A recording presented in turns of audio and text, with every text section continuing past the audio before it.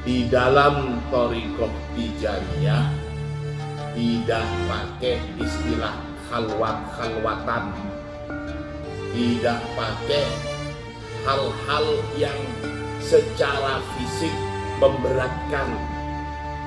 Bahwasanya pendidikan di dalam thariqah Tijaniyah itu jariyatun ala thariqatis salafis saleh minasadril awal, jalan menuju Allah di kalangan salafus saleh, di kalangan sahabat yang bisa berinteraksi langsung dengan Rasulullah, itu adalah thariqatus syukri, jalan menuju Allah dengan penuh rasa syukur. Jadi gampangnya begini, kalau kita ditanya kenapa kamu masuk thariqah Tijaniyah, jawabannya adalah syukron lillah, sebagai wujud atau bentuk rasa syukur kita kepada Allah. Ini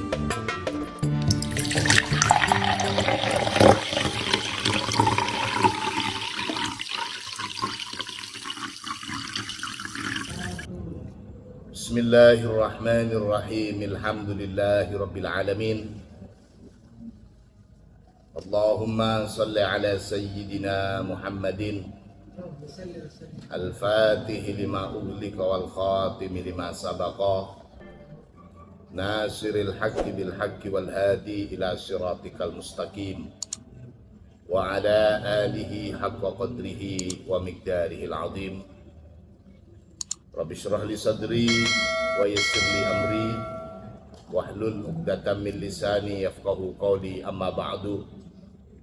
Fuqara Tijani rahimakumullah, kita pernah membahas sekilas tentang ketegasan dari musannif kitab, bahwasanya yang membedakan antara thariqah Tijaniyah dengan thariqah lainnya itu adalah di dalam thariqah Tijaniyah tidak pakai istilah khalwat-khalwatan, tidak pakai hal-hal yang secara fisik memberatkan.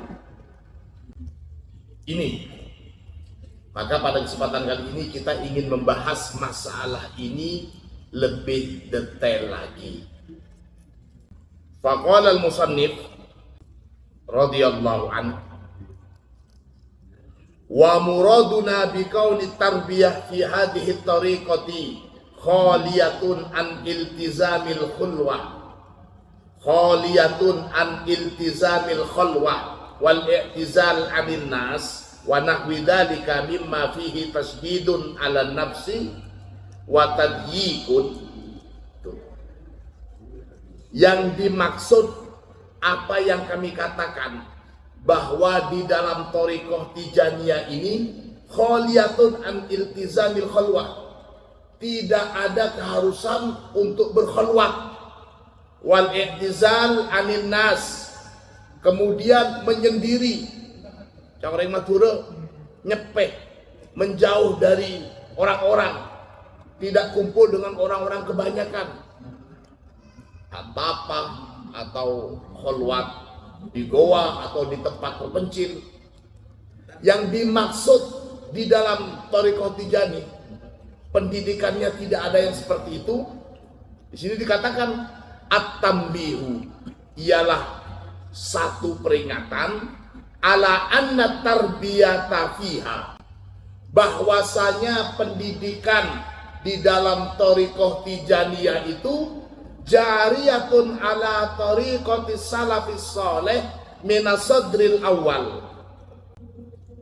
bahwasanya pendidikan di dalam thariqah Tijaniyah ini berjalan sesuai atau berlandaskan pada thariqatus salafus saleh, thariqah atau suluk jalan ibadah sebagaimana yang dilakukan oleh as-salafus saleh minasadril awal.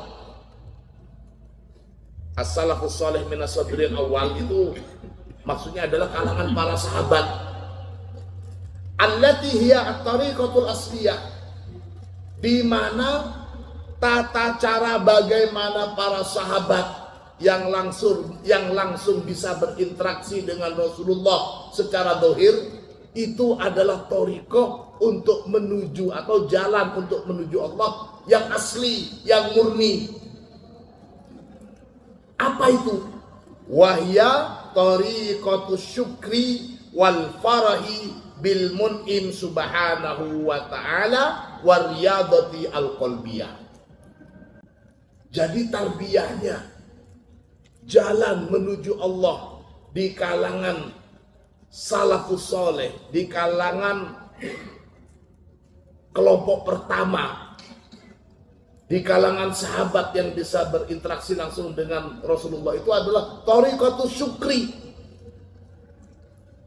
jalan menuju Allah dengan penuh rasa syukur, wal farah bil mun'im, kemudian bahagia atau gembira dengan segala nikmat yang telah diberikan oleh Sang Maha Pemberi nikmat, Al-Mun'im, yakni Allah Subhanahu wa Ta'ala.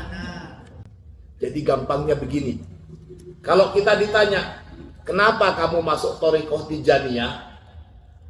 Jawaban sederhana dan beralasan, kita punya hujahnya adalah syukron lillahi ta'ala, sebagai wujud atau bentuk rasa syukur kita kepada Allah. Ini beberapa pertemuan saya sudah memberikan satu perbandingan, dan ini mungkin istilah saya sendiri.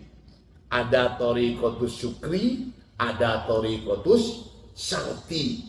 Saya pernah thariqatus syukri itu ialah kita beribadah, kita melakukan amaliyah, upaya mendekatkan diri kepada Allah tidak karena ada yang diinginkan, karena sudah merasa cukup dengan segala nikmat yang diberikan oleh Allah. Bukan thariqatus syarti, bukan ibadah atau amaliyah yang kita lakukan keng bede sayar, keng bede sayar, wirid, zikir, khusyuk, tapi dalam hati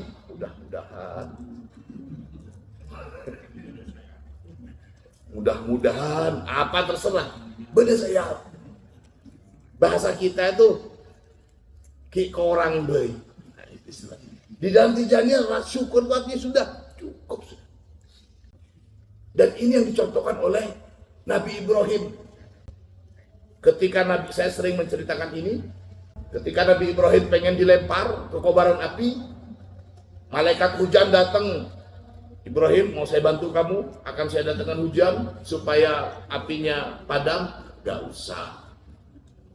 Datang malaikat angin. Ibrahim, mau saya bantu kamu supaya mendatangkan angin dan apinya padam? Gak usah. Bahkan malaikat yang paling tinggi, malaikat Jibril, sampai nawarin, saya Jibril, wahai Ibrahim, apakah butuh bantuan saya? Ibrahim tegas, kalau kepada kamu enggak wis, tapi kalau kepada Allah ya jelas. Ya kalau begitu silakan kamu berdoa kepada Allah Ibrahim. Mau berdoa gimana lagi? Allah sudah tahu kondisi saya mau dilempar ke kobaran api. Kalau memang Allah melihat saya dilempar ke kobaran api bagus, ya ngapain mau doa lagi? Malaikat angin, malaikat hujan, malaikat Jibril nawarin bantuan, Nabi Ibrahim tegas, cukup bantuan dari Allah.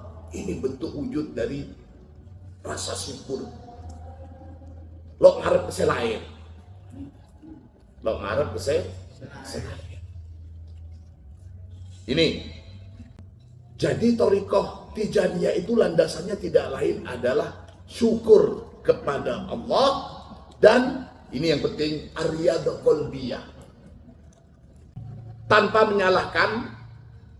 Tapi untuk thariqah Tijaniyah nggak perlu sampai nari-nari seperti tarian sufi, nggak perlu. Kita nggak menyalahkan seperti itu. Itu fisik untuk masuk hati. Di dalam thariqah Tijaniyah santai saja. Nggak usah sampai nunggu tongkatnya gurunya di pinggir kali sehingga menjadi wali. Nggak perlu. Nggak perlu. Di dalam thariqah Tijaniyah. Jadi itu landasan Thariqah Tijaniyah yang pertama, rasa syukur kepada Allah dan mendidik hati. Ditegaskan oleh musannif kitab, la ala tariqatil ukhra allati istambataha wastalaha ala taslik biha man ba'dal qurun ats-tsalatsa. Thariqah Tijaniyah ini tidak seperti thariqah-thariqah yang lain hasil ijtihad untuk suluk, untuk menuju kepada Allah oleh man ba'da al-qurun ats-tsalatsa. Maksudnya oleh para kiai-kiai, oleh para syekh-syekh setelah 3 tahapan, 3 generasi. Setelah 3 generasi yang utama. Siapa itu generasi? Generasi sahabat, generasi tabi'in, dan generasi tabi'in. Nah, di 3 generasi ini semuanya itu ibadah amaliyah itu tidak lain diajarkan untuk syukur. Setelahnya 3 generasi ini, setelahnya tabi'in, mulai dari abad ke-5, ke-6, ke-7, ke-8, seperti Naqsabandiyah, Bahauddin Naqsabandi, insya Allah di abad ke-7.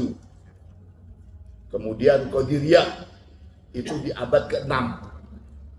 Syaikhul Qadir Jalani. Kemudian Sandiliyah, itu juga di abad ke-6 atau ke-7, wallahu a'lam. Yang jelas 3 thariqah ini, thariqah yang pernah dilalui oleh guru kita Syekh Ahmad, itu adalah thariqah yang merupakan hasil ijtihad para masyayikhnya setelah 3 generasi ini. Generasi sahabat, generasi tabi'in, dan generasi tabi'in. Sang musannif meneruskan, lima iktadatul awarid al-waqtiyah. Mereka para masyayikh thariqah itu, mereka melakukan suluk taslim dengan cara mereka yang sebagaimana kita ketahui sekarang, itu tidak lain adalah untuk menyelaraskan dengan kondisi atau keadaan pada waktu itu, di mana dulu itu biasa masalah perang-perang, pergantian antara khalifah. Para syekh-syekh thariqah kala itu, setelahnya 3 generasi ini, mereka itu melakukan ijtihad dalam upaya taslik dan tarbiyah pada murid-murid thariqahnya, tidak lain, salah satu alasannya di sini, lima iktadatul awaridul waqtiyah, karena pada kondisi pada waktu itu. Nah, di dalam thariqah Tijaniyah ini kita tidak niru-niru thariqah dari hasil ijtihad para ulama-ulama thariqah setelahnya 3 generasi ini. Sang musannif menegaskan, sebagaimana beliau juga merujuk dari kitab Jawahirul Ma'ani, bahwa di dalam thariqah Tijaniyah ini tidak lain landasan utamanya karena rasa syukur kepada Allah Subhanahu wa taala. Allahumma shalli ala Muhammad. Ini wahya, adapun thariqah yang dimaksud setelahnya 3 generasi tadi, generasi sahabat, generasi tabi'in, dan tabi'in, itu thariqatul mujahadah wal mukabadah war riyadah al badaniyah. Mereka itu tasliknya itu tidak lain mujahadah. Mujahadah itu tidak lain adalah upaya untuk bersungguh-sungguh, baik dalam hal fisik, mereka biasa melakukan khalwat. Wal mukabadah itu adalah masyaqqah. Jadi murid-murid thariqah pada waktu itu tidak boleh sama dengan kebanyakan orang-orang, harus lebih capek dalam upaya mendekatkan diri kepada Allah. Capek fisik, mukabadah itu. Wariyadhah al-badaniyah. Nah ini. Jadi gerakan-gerakan fisik. Enggak usah saya ceritakan di sini. Panjenengan mungkin tahu bagaimana thariqah yang dimaksud. Gerakan fisiknya. Ada upaya yang lebih keras, lebih mengeluarkan tenaga secara fisik, melebihi aturan-aturan dalam melakukan ibadah bagi umat Islam yang tidak mengikuti Thariqah. Nah, di dalam Thariqah Tijaniyah jelas. Di dalam Thariqah Tijaniyah dasarnya adalah syukur. Jadi nggak perlu sampai melakukan khalwat, ngerem, ngetek, menjauh dari kerumunan. Yang tugasnya jualan, teruskan jualnya. Yang tugasnya bekerja di kantor, teruskan. Yang tugasnya mencari nafkah untuk keluarga, itu teruskan. Jangan sampai amalan-amalan atau ibadah atau rutinitas di dalam Thariqah Tijaniyah itu mengganggu aktivitas dan kewajiban kita sebagai warga sosial, sebagai kepala rumah tangga, sebagai anggota masyarakat. Paham ya? Jadi tak usah ngetek. Begini Syekh Ahmad di dalam Jawahirul Ma'ani, dan begini musannif menjelaskan apa yang dipaham dan diperintahkan oleh Syekh Ahmad untuk dijelaskan tentang Thariqah Tijaniyah. Kita yakin karena Syekh Ahmad itu sudah melanglang buana di banyak Thariqah. Wa farqun bainahuma, tentu beda antara Thariqah yang juga melazimkan, mengharuskan gerak badan, capek berlebih dibandingkan yang tidak melakukan Thariqah, dengan Thariqah yang santai. Thariqah tidak usah pakai pot marepot abe, itu maksudnya. Apa bahasa Jawanya marepot abe itu? Gak neko-neko, nah alhamdulillah. Gak neko-neko di dalam Thariqah Tijaniyah itu. Gak neko-neko. Fa inna sayra fil ula sayrul qulub. Karena perjalanan atau tarbiyah di dalam Thariqah yang pertama, maksudnya di sini Thariqah Tijaniyah itu adalah sayrul qulub, itu adalah perjalanan hati. Nah, ta'ateh. Wa fisaniya sayrul abdan. Sementara model Thariqah yang kedua itu adalah sayrul abdan. Gerakan badannya itu juga dianukan. Ya, makanya harus sama ketika la illallah, la ilaha illallah, itu memang harus dilakukan seperti itu oleh mursyidnya, oleh syekhnya. Gerakannya harus sama. Di dalam Tijani, yang lainnya ke kiri, panjang ke kanan, monggo. Yang lainnya serius, melak tanah. Kan saya yang bilang ya. Tapi kita tidak boleh suudon, bisa jadi itu caranya terfotonya.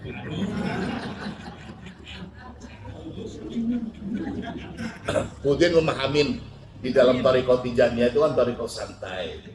Jadi kalau cara santai saya dengan tidur, apa sih kira? Allahumma sholli ala Muhammad. Wa ma'lumun, dan diketahui, sebagaimana yang diketahui, annal aham alladhi alaihi al-madar fi tariqil wusul ila hadratillah ta'ala huwa sayrul qulub. Di sini ada menarik penjelasan dari Syekh Ahmad. Min hadza ma jaa fi jawahiril ma'ani. Jadi landasan musannif kitab ini semuanya banyak dari kitab Jawahirul Ma'ani. Makanya kita ngaji ini sekaligus juga ngaji kitab Jawahirul Ma'ani. Kenapa saya lebih condong ini daripada ngaji kitab Jawahirul Ma'ani? Beliau musannif kitab ini sudah membantu kita untuk memahami Jawahirul Ma'ani. Beliau langsung dari gurunya. Jadi, ini dikatakan begini, wa yaqulu, yakni Syekh Abul Abbas At-Tijani radhiyallahu anhu. Ini dawuhnya Syekh Ahmad. Aqrabul abwab ila Allah babu syukri. Ini dawuhnya Syekh Ahmad. Banyak pintu-pintu menuju Allah, tapi pintu yang paling dekat, yang paling cepat, yang paling mustajab bisa menuju kepada Allah adalah babus syukri.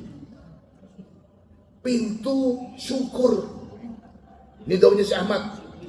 Wa man lam yadkhul fi hadzal zaman Waman dan barang siapa lam yadkhul, belum masuk orang itu di dalam ibadahnya, di dalam amaliyahnya, di dalam suluk tarbiyah torikohnya, dia masih belum memahami bahwa semua itu harus dilandasi dengan rasa syukur. Barang siapa yang belum bisa bersyukur itu, waman lam yadkhul fi hadzal zaman ala babi syukri lam yadkhul, maka itu artinya orang itu belum dan tidak akan pernah bisa masuk untuk menuju Allah. Pintu terdekat untuk bisa menuju Allah itu adalah pintu syukur. Kalau orang tidak bisa melakukan, tidak masuk dalam ibadahnya, dalam amaliyahnya dengan rasa syukur, maka sangat sulit sekali untuk bisa menuju Allah. Begini pemaknanya. Kenapa? Li'annan nufusa qad ghaludat. Karena sesungguhnya jiwa-jiwa manusia pada zaman ini zamannya Syekh Ahmad, apalagi sekarang. Karena jiwa-jiwa manusia pada zaman ini, daunnya Syekh Ahmad, qad ghaludat, sungguh telah mengeras. Yakni fala tata'atsaru bi riyadatin wala bi ta'atin. Jiwa-jiwa manusia ini tidak mungkin bisa luluh karena kerasnya hanya dengan riyadah. Wala bi ta'atin, juga dengan ketaatan saja. Gak mungkin. Itu dulu di zaman Syekh Ahmad, apalagi saat ini. Wala tanzajiru bi muhasabatin wala bimunaqasatin. Jiwa-jiwa manusia saat ini, apalagi sekarang, sekali lagi, itu la tanzajir, tidak bisa dikendalikan, artinya tidak terkendali, bimuhasabatin, hanya dengan muhasabah, wala bimunaqasatin, juga dengan munaqasah.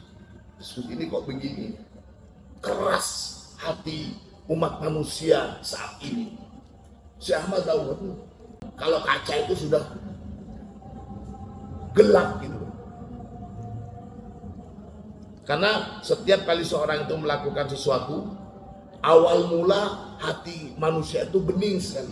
Ketika melakukan satu dosa yang sekecil apapun, menganggap sepele dosa itu, maka itu menjadi titik noda yang menyuramkan jernihnya hati manusia. Terus melakukan tanpa merasa salah, hanya tertutup, hanya gelap dan mengeras. Sulit untuk dikendalikan hanya dengan ketaatan, apalagi cuma dengan riyadhah. Kenapa? Ya karena tidak melalui rasa syukur. Bisa hadir untuk helalah, bisa hadir jauh-jauh bersama kita helalah, bersama kita wadifah, bersama kita ngaji. Itu tidak lain merupakan nikmat Allah. Masih banyak sekali orang-orang yang justru disibukkan dengan hal-hal duniawi, tapi alhamdulillah hati kita bisa terketuk untuk menyempatkan atau meluangkan waktu untuk ngaji, wadifah, dan halalah, baca manakib. Jadi ini nikmat yang luar biasa di nata arafah, meskipun halalah tapi karena tidak ada satupun yang terjadi di muka bumi di dunia ini, bahkan daun yang jatuh dari pohon itu sudah ditakdirkan oleh Allah. Kata Budin, saya ngantuk ini kayak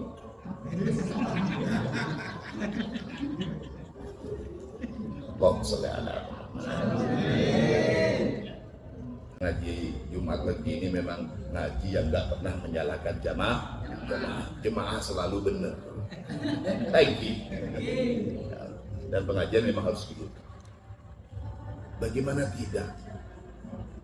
Rasulullah saja ketika didatengin seorang sahabat, salah satu sahabat bilang, ya Rasulullah celaka ya Rasulullah. Berapa? Kata Rasulullah, saya sudah melakukan hubungan suami istri dengan istri saya di siang hari Ramadan ya Rasulullah.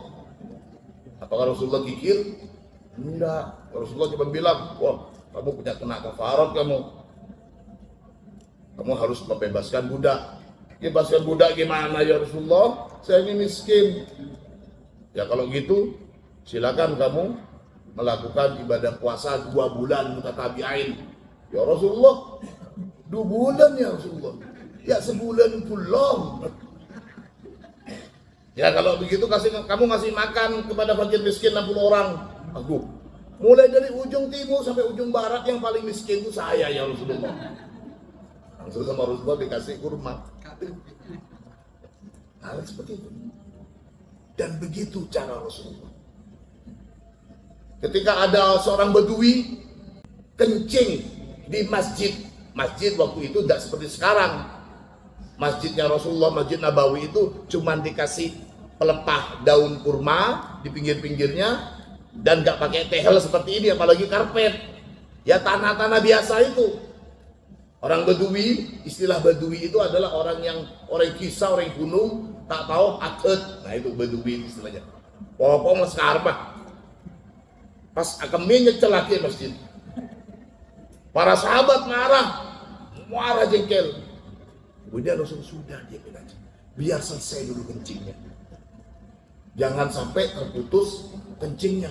Kini pamare ada. Pamare itu udah jelasin pelan-pelan. Nah karena kesabaran dan dakwah kasih sayang beginilah Rasulullah itu si orang Badui kemudian masuk Islam. Setingkat Rasulullah sampai diingetin oleh Allah. Kalau sampai kamu itu walidul qalbi ya Muhammad, kalau kamu keras hati, suka marah kepada para sahabat, langfaddu min haulik, maka sungguh mereka itu akan pergi meninggalkan kamu. Itu Rasulullah diingetin oleh Allah, cek wamatua, cek suka marah, cek suka tak nyentak. Itu Rasulullah, apalagi seperti Zulfan. Rasulullah saja dikatakan seperti itu. Yang Rasulullah dikenal sebagai Al-Amin. Rasulullah dikenal sangat jujur, masih diingetin oleh Allah. Jangan keras-keras ngadepin umat kamu, santai saja. Kalau kamu keras Muhammad, lari mereka semuanya. Ini juga menjadi fondasi. Jangan mentang-mentang pemimpin zawiyah atau ustadz atau kiai atau guru kemudian bersikap keras. Naudzubillah, summa naudzubillah. Yang banyak ini sekarang, yang banyak ini sekarang adalah orang yang dia mengajar, mungkin ustadz, mungkin mu'adzim, mungkin guru, mungkin dosen, atau mungkin kiai. Dia mengajar dan merasa sudah menjadi kiai yang murabbi. Saya sering mengatakan ada mu'allim, ada murabbi, ada murabbi. Mu'allim itu yang mentransfer ilmu, ngajarin ilmu. Tarbiyah, murabbi itu yang mendidik hati. Sementara murabbi itu yang mendidik ruhaniyah kita untuk bisa menuju Allah. Nah, kalau seorang syekhul murabbi itu adalah mereka yang murid-muridnya itu siap seperti orang mati di tangan orang yang hidup. Mau dimandikan bagaimana sudah siap. Itu murabbi. Ini yang disebut dengan laula murabbi ma'araftu rabbi. Itu murabbi itu yang mengantar. Sekarang baru tingkatnya masih mu'allim, sudah mau dianggap oleh murid-muridnya seperti syekh murabbi. Maka ketika umpamanya si guru mukul muridnya, orang tuanya nggak terima, terus bilang, kalau saya dulu lapor kepada orang tua saya dipukul oleh guru saya ditempelin dulu. Ya dulu gurunya orang tua kita itu betul-betul yang ikhlas syekh murabbi. Nah sekarang cuman jadi mu'allim, cuman jadi guru, cuman jadi ustaz, menganggap diri seperti syekhul murabbi yang harus semuanya tunduk. Ya nggak bisa begitu. Nggak bisa begitu. Siapa kita? Siapa kita? Sebagai contoh saja. Seperti saya di sini, mungkin itu pun kalau bisa, kalau masuk, mungkin masih tahapan seperti mu'allim, masih belum menjadi murabbi, apalagi murabbi. Ya cuma saya bacakan, panjenengan sekedar paham, mengenai paham dan masuk ke hati dan manfaat, kita berdoa bersama-sama. Mudah-mudahan sama-sama mendapatkan manfaat. Saya masih jauh sekali dari tahapan sebagai murabbi, apalagi murabbi. Saya juga masih menuju ke sana. Dan ini sebenarnya hakikat seorang murid Syekh Ahmad. Dan menjadi tantangan berat untuk para muqaddam sebenarnya. Kita tidak lain, tidak lebih dari mu'allim ini. Cek tua nganggap diri sebagai murabbi, apalagi murabbi. Murabbi kita tidak lain adalah Syekh Ahmad. Untuk yang mu'allim ini kita biasa. Kalau panjenengan yang dari Sidogiri, panjenengan dari pondok ini, panjenengan dari pondok sana, meskipun umpamanya kiai-kiainya tidak ditijani, tapi mereka adalah mu'allim dan murabbi kita, suang kita. Yang tidak boleh itu mempunyai syekh murabbi lainnya. Dan syekh murabbi itu cuma satu. Syekh murabbi itu selamanya satu. Selamanya satu. Siapapun, toriko apapun, namanya syekh yang mengantarkan kepada Allah hanya satu. Yang banyak itu mu'allim boleh banyak, murabbi boleh banyak. Tapi yang bisa wusul, untuk mengantarkan wusul pada Allah hanya satu. Allah sangat cemburu kepada para hambanya. Saking cemburunya Allah.